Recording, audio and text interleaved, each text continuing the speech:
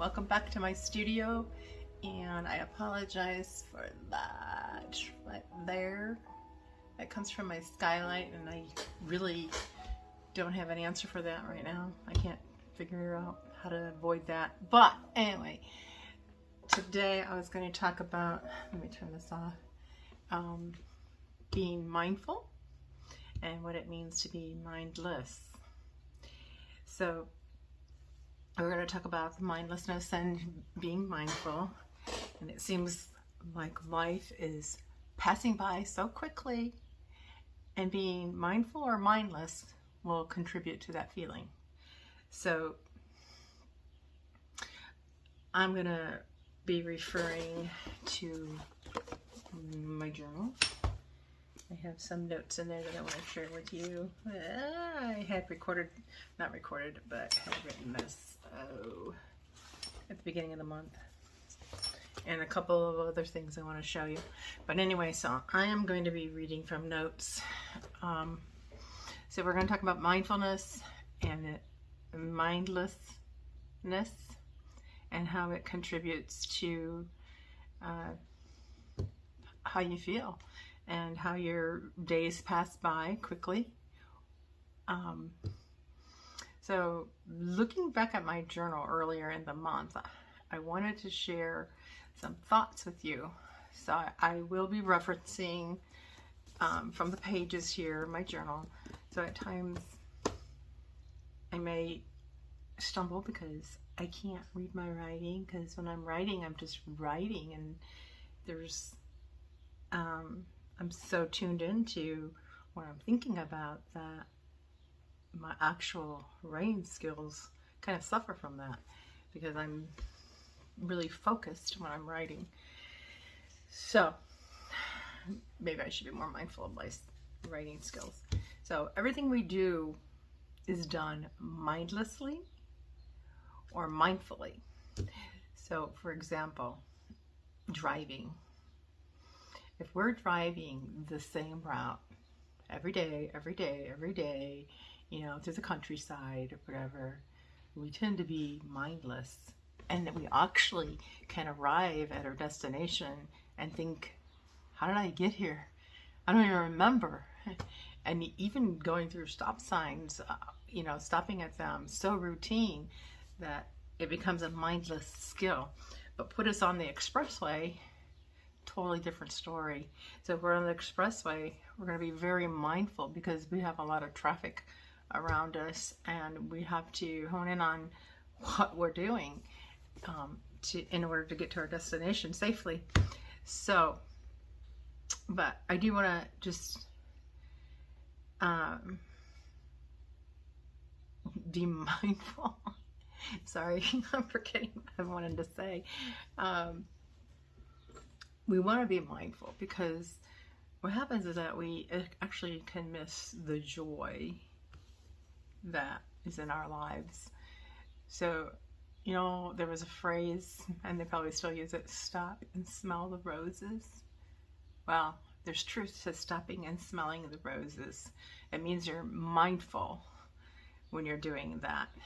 So we do want to stop and smell the roses. We do want to stop and watch our kids. We do want to engage with life.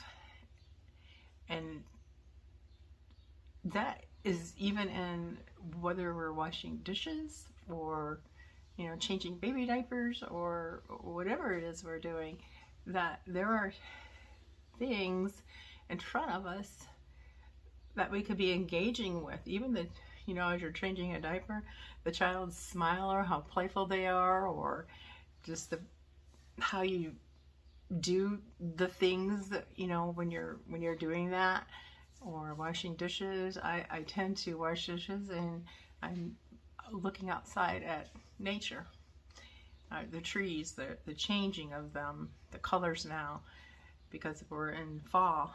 But it's being mindful, not just in there washing the dishes, being, you know, just mindlessly doing them. And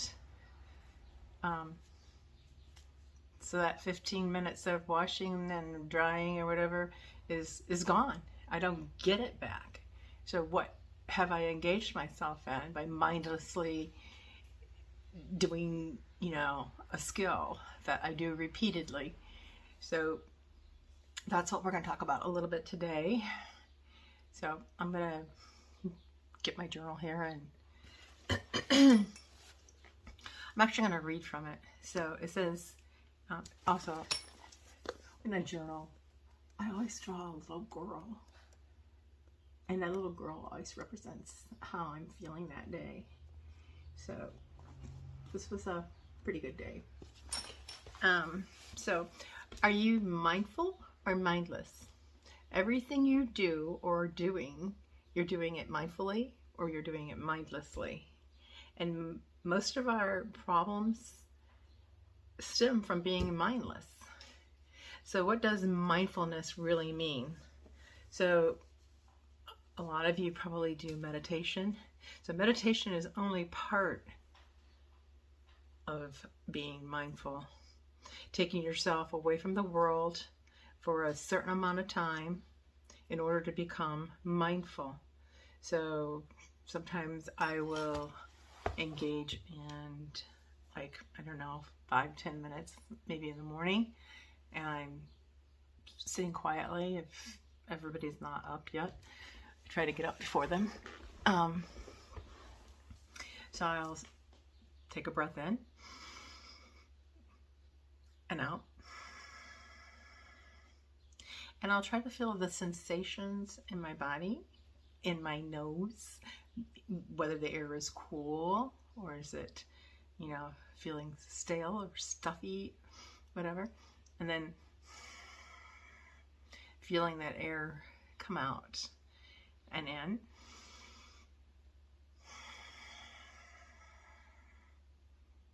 Okay, so there's nothing of a, religious type experience there, unless you make it that way. So in case you're like thinking that, oh, I can't do that because I practice this type of religion or whatever. No, this is just breathing. And belly breathing is so good for your body. It engages the vagus nerve, which runs your whole body system. So if you're prone to stress and anxiety, this will help that. Sorry, I'm like looking at the wrong part of this camera here, I think. So let's see. So mindfulness is just an awareness of your state of mind or your state of being. And the truth of the matter is that everything is always changing. And so if you're mindlessly doing something, you're not experiencing the changes in life. And so that time is just passing by you, and you're not soaking it in and enjoying the moment. So the art of being mindful is very good and healthy for you. So everything, no, wait a second, let me jump down here. So when you're mindless, you're not aware that you're even there. So kind of like going back to the car thing. I can get home from somewhere and think, I don't even remember even stopping at the stop sign. That's because I wasn't even clued into what was going on. I was just mindlessly repeating a routine and not engaged in anything going around me. So I missed out on some things because it was a mindless activity. So if you're being mindless, it's like not even being there. I know that sounds strange, but it's true. And it's common to like everyone. So it is a skill. It is something that you have to put into practice, and it's something that can become a regular thing in your life. So what are the benefits of being more mindful? Well, you're more engaged and you're actually more awake. When you're mindless, you seem to just be so relaxed that you don't even know what's going on around you. So life consists of moments, and we live in the moment or you hear this a lot on social media about being present. So when you're mindful, you're living in that moment, you're aware of what's going on around you, and you're just taking it in. So we don't want to be, the Bible does say, take no thought for tomorrow. There's a lot for tomorrows. And so you're only required to live one step at a time, and that's living in the moment. And those steps, those are the times that we choose to engage, and we make them count for something. So choose to look at things differently. Even I was listening to this lady talk about even the way things are expressed to you in life. Even this was more of a medical thing, in how a doctor will tell you da da da da da da da because of the science behind it, and it's possible that there's another way. Why do people get second opinions? Because it's not an absolute. There can be a different way of approaching things. So don't lock yourself in a box. So that's kind of like living like a robot. Okay, I was told this or whatever, and I'm going to live this way. But you don't have to do that. So let's see. Let me pause here. Okay, so regarding this, there's other ways. This is so funny because the morning that I actually wrote this, something occurred that made me kind of, well, it was funny to me anyway. Let me see.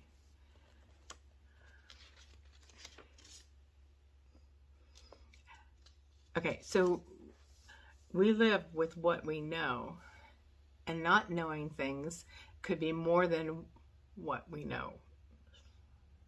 I hope you understand that. That means that there's other ways. You may know something a certain way because you were taught that way, and so that's the only way you're going to do it, and maybe you learned it as a child. But we want to explore and get curious about life and find out that there's other ways of doing things. And so that very morning,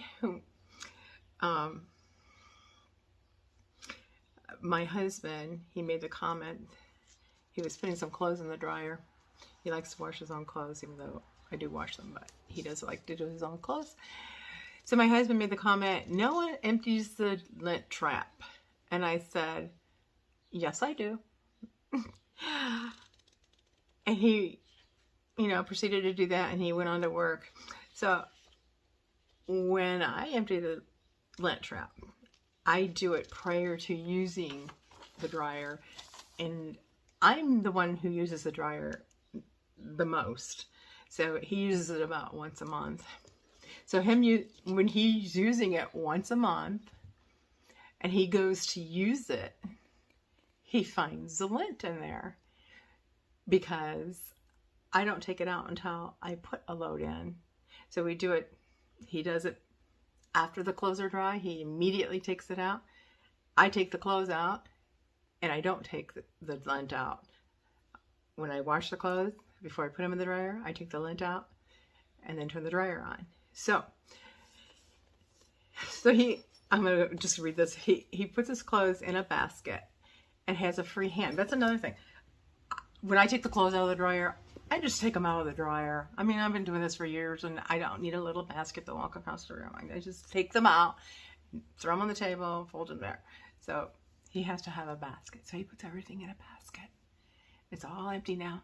He takes the little trap thing out and cleans the lint out and puts it back in and closes the door. Well, I do it like this. I get everything out in my hands, and I use my hip, and I close the door. And I go and put it on the table and fold the clothes. So the next time I wash and I put them in the dryer, I empty the lint. So when he comes up to it, he's like, nobody ever empties it. Well, it's because he only uses it once a month, and he finds it full after my use. But it doesn't mean I have not been changing or emptying the lint out of it, but that's his perspective of it. So here's a new concept. Approach everything as if it is brand new and you make the decision of what to do with it. Light bulb. Okay, so ask yourself, who says? Challenge yourself. Obviously, there are some absolutes in life, but that is small in comparison to your whole life. So you're allowed to be curious about life and change things up to how they best fit you.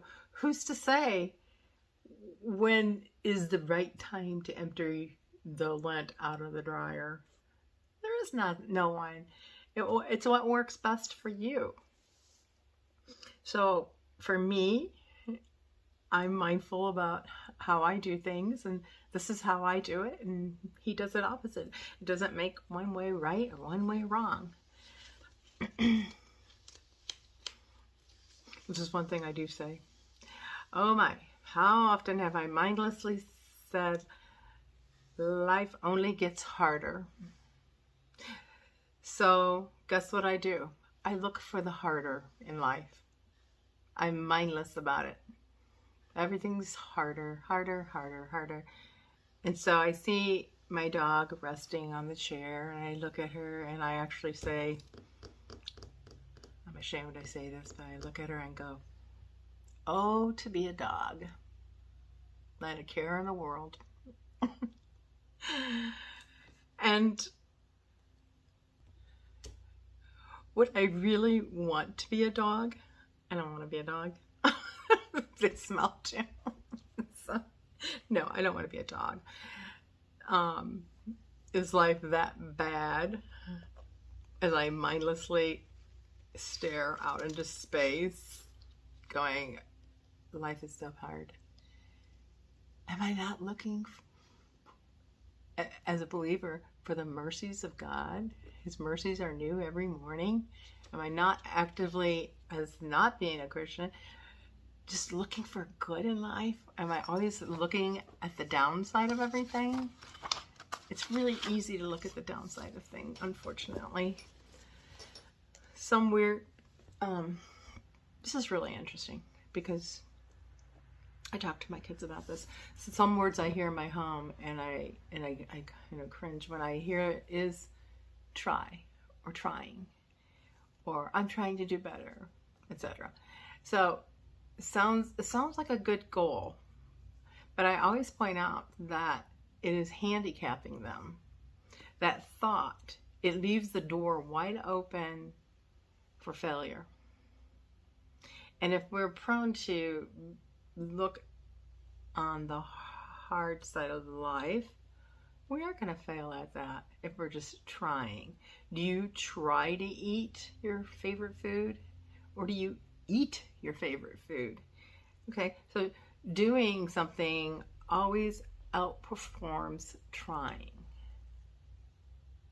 So you're underestimating yourself, and then you proceed to live up to the expectation that you have for yourself. And that's being mindless. You want to be mindful. I can do this. I will do this. I will mindfully do this. I'm going to engage in it and do these things that, whatever it is that you're working on. So you can make life a game and find enjoyment and seriousness in all of life, because that's just how life works.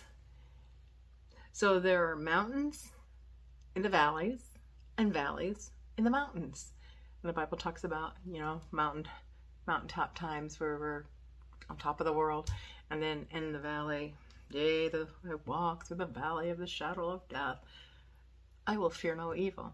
So that fear no evil, when you're in a low time in life, can actually be your mountain time. And you could be on the mountain and experience some valley times there too. But you will only see it if you're engaged in it and being mindful of what's going on in your life. So our thought patterns are preventing all sorts of positive behaviors that can be going on in our life. I'm going to stop there with my journal. And I wanted to show you this book here. It's a great book. Betty Edwards, if anybody has ever heard of her. Excellent book. Drawing on the Right Side of Your Brain. I think that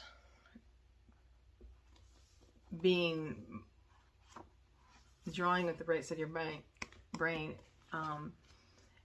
is using mindfulness, because your left side of your brain is your reading, your processing skills, all kinds of things like that.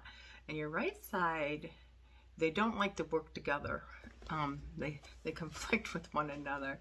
I'm going to read just a couple things out of this. Many of my readers have intuitively understood that this book is not only about learning to draw, and is certainly not about art. The true subject is perception. Yes, the lessons have helped many people attain basic abilities to draw, and that is a main purpose of the book. But the larger underlying purpose was always to bring right hemisphere functions into focus, and to teach readers how to see in new ways, with hopes that they would discover how to transfer perceptual skills into thinking and problem solving. So a sad thing that has happened, sadly, in most public schools especially, is that art was removed. And without exercising that right side of the brains don't fully develop. And so our children are lacking in skills because of that. So when the left mode drops out voluntarily, because the left mode says, I'm not interested in that, the right will kick in. And so conflict is avoided, and the right mode quickly takes up the task that is appropriate for it. Drawing a perceived image is one of those things, which I believe is mindfulness kicking in. And one of the exercises was really interesting that we did in this book. Let me see if I could find it.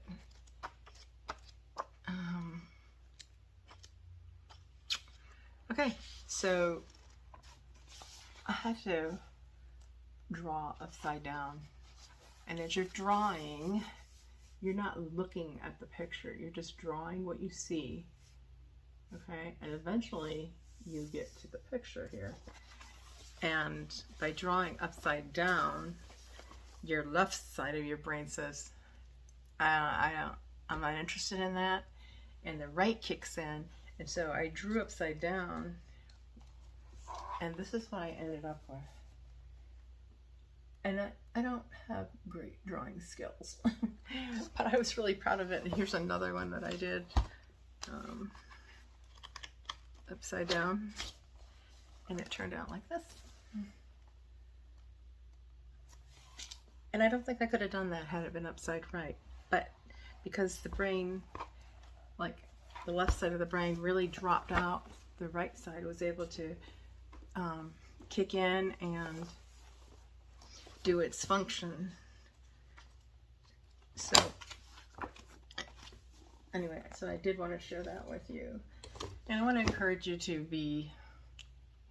today, start being more mindful and stop missing out on life.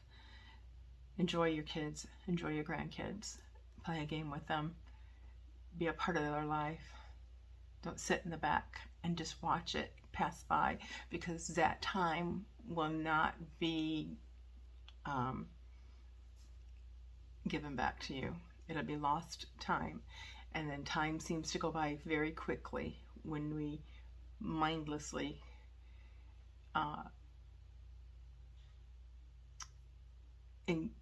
not engage with what's going on around us. So do stop and smell the roses. Do look at the leaves and the veins in them, and do pay attention to what's going on around you. Maybe somebody in the store You know, give them a smile when you see their faces are down. You may be the only one that they come across that day that can put some joy in their hearts.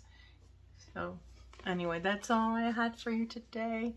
The next thing I'll be doing is another painting. I am working on cards right now for this gift shop, so that's keeping me busy.